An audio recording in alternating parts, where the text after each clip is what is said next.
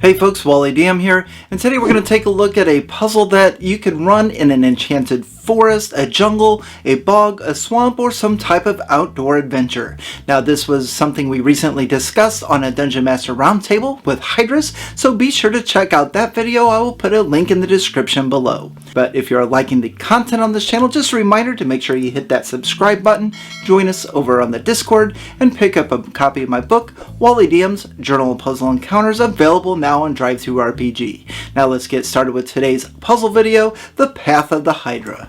So in this puzzle, our adventuring party has entered a clearing. They have been traveling through an enchanted forest that is very dense. Now this could also be a jungle or a swamp. That's up to you and how you want to use the puzzle. But regardless, the trail finally leads them to this clearing, and it's surrounded by dense trees, thickets, and brush. Now there are two items of interest in this clearing that's going to help them continue through the enchanted forest. The first, the most obvious, and the biggest is going to be this wooden statue of a Hydra.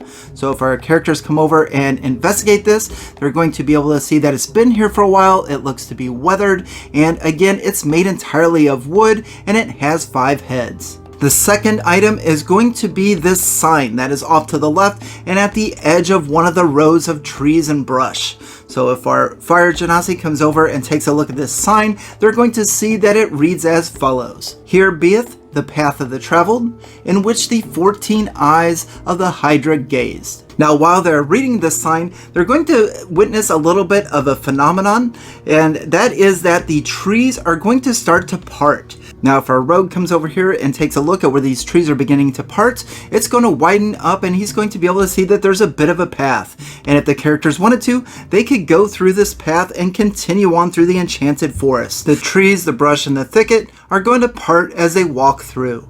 But let's back up just a little bit. Now if any of our characters decide that they want to go north through the woods and thickets and brush this way, or to the west this way, they're either going to run into some type of terrain hazards or some type of monsters, or maybe this quicksand or swamp that's going to swallow them up. Regardless, whatever they do, they're going to get lost and they're going to end up back in this clearing. We've got to make it so that they can't continue through this way because there's nothing that way. Again, we're looking at an enchanted forest. Now with regards to the wooden Hydra, it's time to give out a few clues. Now we can just allow the players to use their player knowledge with regards to Hydras. Maybe they know a little bit about them and that's going to help them solve the puzzle. If they're struggling with this puzzle, then we can allow them a DC 12 nature check that is also going to have a DC 15 level. So on a roll of 12 or higher, they're going to be able to ascertain that Hydras have a weakness to fire.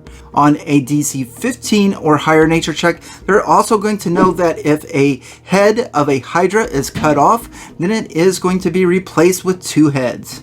So with everything that's been presented, do you know how to solve the puzzle? I'll give you a second if you'd like to figure it out. Did you get it? Great, let's go over the answer. So once again, if anyone gets in this area to the right of our sign, the forest and the thickets, the brush, the trees are going to part and let characters through. However, if they go through without doing anything in this clearing or this area, then they're going to have the failure result. They can still continue, but what's going to be waiting on the other side is not going to be a lot of fun.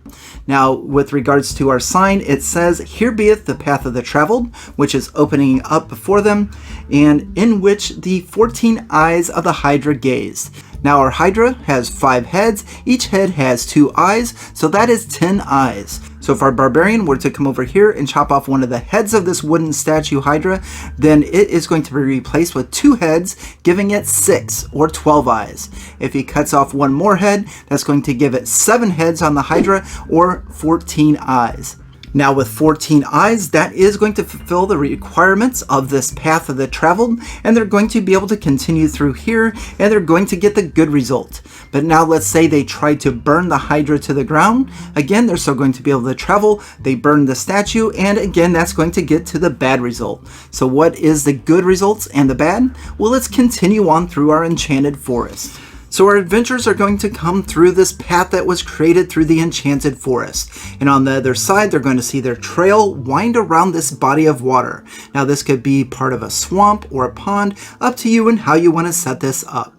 What they are going to notice is there's going to be a few heads of a real Hydra that are sticking up out of the water.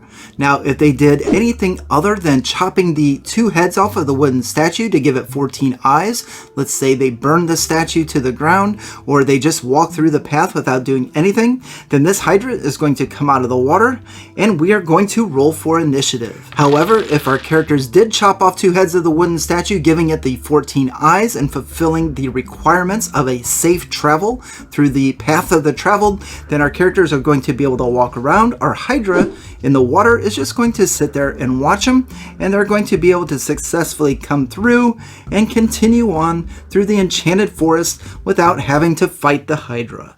So that's all I have for you today. What did you think of the puzzle? Is this something that you could use in your game? And if so, what would you do differently? Be sure to leave a comment below and let's get a discussion going. Thank you very much for watching, and on to the next.